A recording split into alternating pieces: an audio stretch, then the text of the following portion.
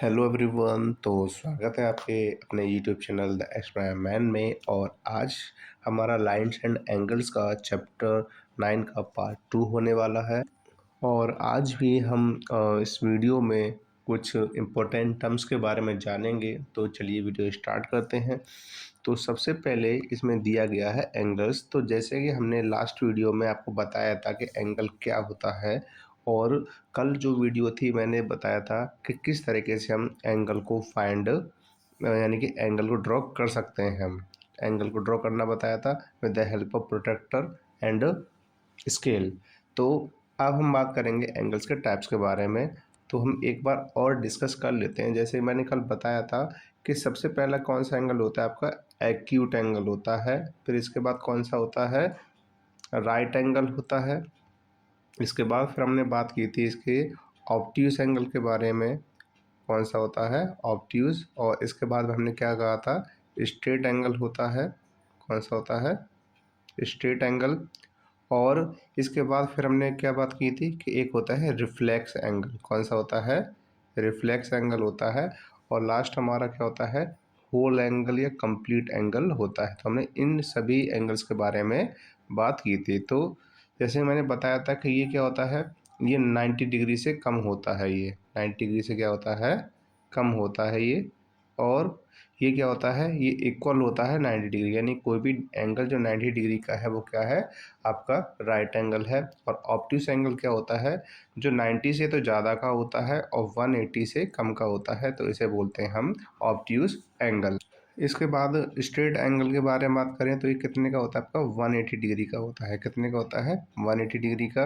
Reflex angle क्या होता है, रिफ्लेक्स एंगल वो एंगल होता है जो आपकी 180 से तो ज़्यादा का होता है लेकिन 360 डिग्री से कम होता है।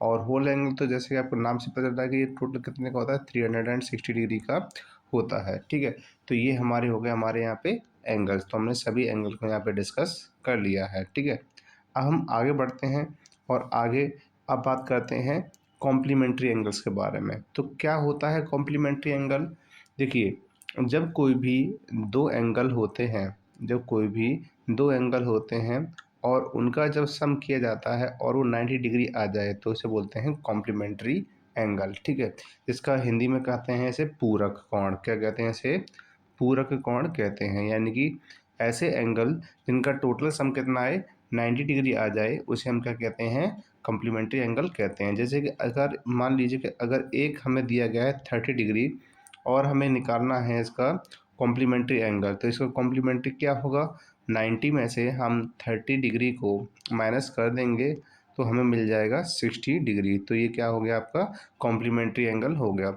अगर वहीं कोई एंगल आपको दिया गया है 55 डिग्री का, कितना दिया गया है, 55 डिग्री का दिया गया है, और तब हमें बताना है कि इसका कॉम्प्लीमेंट्री एंगल क्या होता है, तो हम क्या करेंगे, इसको 90 में से माइनस कर देंगे। क्या कर देंगे, 90 में से माइनस कर देंगे तो 10 में से 5 गए तो कितने बचेंगे, 5। और 8 में से 5 जाएंगे तो कितने बचेंगे, 3। तो 35 डिग्री इसका एंगल आ जाएगा। तो इस तरीके से हम क्या करते हैं, कॉम्प्लीमेंट्री एंगल फाइंड कर सकते हैं। तो कॉम्प्लीमेंट्री एंगल क्या होता है, एक बार फिर से रिपीट करते हैं कि दो एंगल जिनका टोटल सम कितना होता है, 90 डिग्री होता है, उसे हम क्या बोलते हैं, कॉम्प्लीमेंट्री एंगल बोलते हैं। तो अब आगे बढ़ते हैं। अब हम बात करेंगे सप्लीमेंट्री एंगल के बारे में। तो सप्लीमेंट्री एंगल क्या होता है, सप्लीमेंट्री एंगल जैसे मैंने कॉम्प्लीमेंट्री बताया वैसे ही सप्लीमेंट्री एंगल, जब किन्हीं ही दो एंगल्स को जब सम किया जाता है तो उनके टोटल सम कितना होता है, 180 डिग्री होता है। कितना होता है, 180 डिग्री होता है। और इसे हम बोलते हैं हिंदी में संपूरक। क्या बोलते हैं, संपूरक, संपूरक कोण बोलते हैं। ठीक है ना। तो इस तरीके से ये क्या है, आपका संपूरक कोण बन जाता है। अब बात करें कि कैसे पता कर सकते हैं। जैसे कि मान लीजिए कि कोई भी एंगल आपको दिया गया है 90 डिग्री का, कोई भी एंगल कैसे दिया गया है, 90 डिग्री का, और हमें इसका सप्लीमेंट्री एंगल पता करना है। तो हम कैसे करेंगे, हम 180 डिग्री में से जो एंगल दिया गया है हम उसको माइनस कर देंगे। तो 180 में से 90 माइनस करेंगे तो कितना आ जाएगा, 90 डिग्री का एंगल आ जाएगा। अगर वहीं बात करें कि कोई एंगल हमें जो दिया गया है जो 70 डिग्री का है, जो कि कैसा है, 70 डिग्री का है, तो 70 डिग्री का जो एंगल दिया गया है तो वहाँ पे क्या करेंगे हम, 180 में से 180 में से हम क्या करेंगे, 70 को माइनस कर देंगे और 70 को माइनस करने पर हमें कितना मिलेगा, 110 डिग्री मिलेगा। कितना मिलेगा हमें, 110 डिग्री का आंसर मिल जाएगा। अगर हम देखें आगे क्वेश्चन को, जैसे कोई भी एंगल है जो आपको कितना दिया गया है,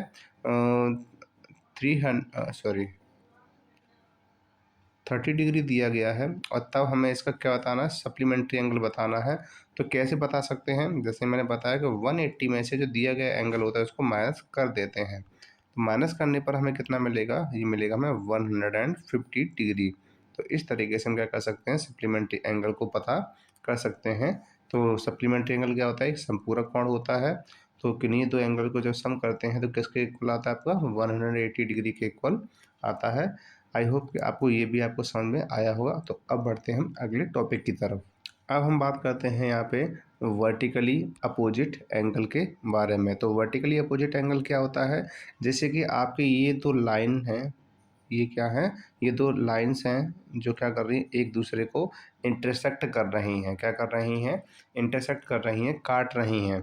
तो ये क्या है, एक दूसरे को काट रही हैं। तो जैसे कि ये देखो, ये है लाइन दो।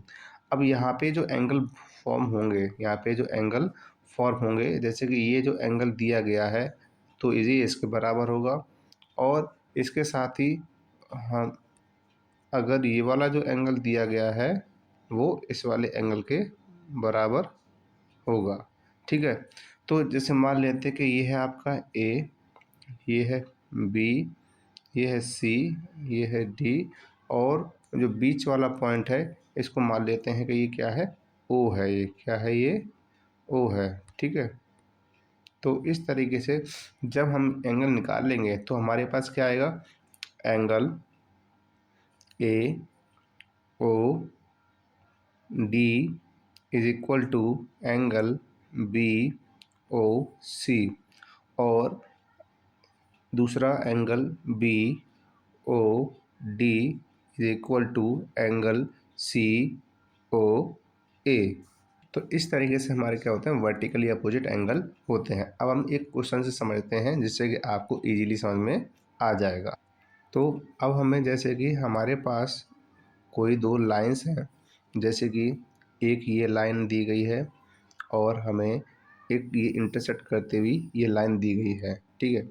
तो अब मान लेते हैं कि हमें ये जो एंगल दिया गया है, हमें ये वाला एंगल दिया गया है, वो है आपका 30 डिग्री का। कितने का है, 30 डिग्री का। तो बताने हैं कि बाकी सभी एंगल क्या होंगे, बाकी सभी एंगल क्या होंगे। तो जैसा कि मैंने बताया था कि पहले नेमिंग कर लेते हैं। तो ये है ए, ये है बी, ये है सी, और ये है डी। तो रूल क्या कहता है कि opposite angles are equal in vertically opposite angle. तो जैसे कि आपको यहाँ पे दिया गया है एंगल बी ओ डी, तो जो एंगल बी ओ डी है तो वही क्या होगा, आपका एंगल ए ओ सी होगा। क्या होगा, ए ओ सी होगा। तो कितना है ए ओ सी आपका, और बी ओ डी कितना है, 30 डिग्री का है। कितने का है, 30 डिग्री का है। अब बात करते हैं, हमें निकालना है कौन कौन सा एंगल, एक ये वाला एंगल निकालना है और एक हमें ये वाला एंगल निकालना है। तो हम कैसे करेंगे, अब ये क्या है, एक स्ट्रेट लाइन है। क्या है ये, कि ये स्ट्रेट लाइन है। तो स्ट्रेट लाइन कितने की होती है आपकी, 180 डिग्री की होती है, और 180 डिग्री में से जब हम 30 डिग्री को माइनस कर देंगे तो हमारे पास अगला एंगल कितने का निकल के आएगा, 150 डिग्री का। तो इसका मतलब ये हुआ कि यहाँ पे जो ये वाला एंगल निकल के आया है वो कितने का है, एंगल ए ओ डी, वो है 150 डिग्री का। और जब angle A O D 150 degree का है तो obviously angle B O C भी कितने का होगा, 150 डिग्री का हो जाएगा। तो इस तरीके से हम क्या कर सकते हैं, वर्टिकली अपोजिट एंगल्स को फाइंड कर सकते हैं और पता कर सकते हैं। अब हमारा अगला पॉइंट क्या है, अब हमारा अगला पॉइंट है पैरेलल लाइंस के बारे में। किससे रिलेटेड है, पैरेलल लाइन से रिलेटेड है। तो जैसे कि आपको क्या दी गई, ये लाइन दी गई है स्ट्रेट लाइन, और एक ये लाइन दी गई है स्ट्रेट लाइन। तो इनके बीच की जो डिस्टेंस है वो क्या है, हर जगह पे सेम है। कैसी है, सेम है। ठीक है। कैसी है यहाँ पे, सेम है। तो अगर कोई भी ऐसी जगह जहाँ पे डिस्टेंस सेम होती है तो उन्हें ही क्या बोलते हैं, पैरेलल लाइंस बोलते हैं। जैसे कि ये है आपकी ए लाइन और ये है आपकी बी लाइन। हम लाइन की बात कर रहे हैं, लाइन सेगमेंट की बात नहीं कर रहे हैं, ठीक है ना। तो ये क्या है आपकी, ये पैरेलल लाइंस हैं।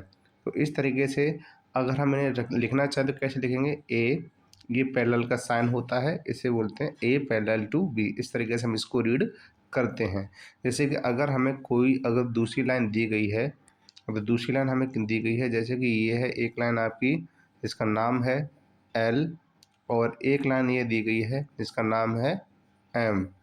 तो ये क्या है, इनके बीच में जो डिस्टेंस है वो क्या है, सेम है। तो हम कैसे लिखेंगे, एल पैरेलल टू एम। तो इस तरीके से हम इसको राइट कर सकते हैं। तो ये क्या था, हमारा पैरेलल लाइंस के बारे में था, ठीक है।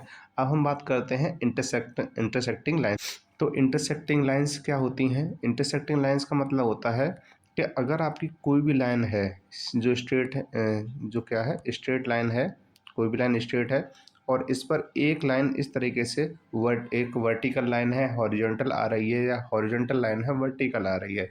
क्योंकि इस तरीके से भी वर्टिकल, इस तरीके से इंटरसेक्टिंग लाइन हो सकती हैं जो कितने का बनाते हैं, एंगल 90 डिग्री का। कितने का एंगल बनाते हैं, 90 डिग्री का एंगल बनाते हैं। उसे ही क्या कहा जाता है, इंटरसेक्टिंग लाइंस कहा जाता है। क्या कहा जाता है उसको, इंटरसेक्टिंग लाइंस कहा जाता है। यानी कि एक ऐसी लाइन जो एक दूसरे को 90 डिग्री पर काटती है या इंटरसेक्ट करती है, उसे इंटरसेक्टिंग लाइंस कहा जाता है। क्या कहा जाता है, इंटरसेक्टिंग लाइंस कहा जाता है, ठीक है। अब ये लाइन एक इस तरीके से दी गई है तो, और एक लाइन इस तरीके से, तो भी क्या है, ये कही जाएगी आपकी इंटरसेक्टिंग लाइन। अब जैसे मान लेते हैं कि ये जो लाइन ये हमें जो दी गई है, इसका नाम है ए, इसका नाम दिया गया है बी।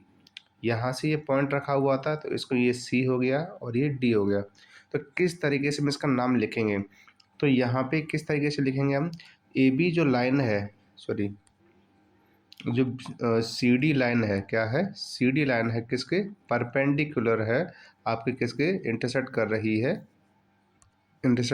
है, वो क्या है आपकी ए बी है, ठीक है। इसको हम एक्चुअली एक और चीज़ बोल सकते हैं, परपेंडिकुलर लाइंस। क्या बोल सकते हैं इसको, परपेंडिकुलर लाइंस। परपेंडिकुलर लाइंस का मतलब ही यही होता है कि जब कोई भी दो लाइन एक दूसरे को 90 डिग्री पर इंटरसेक्ट कर रही हो, काट रही हो, ठीक है ना।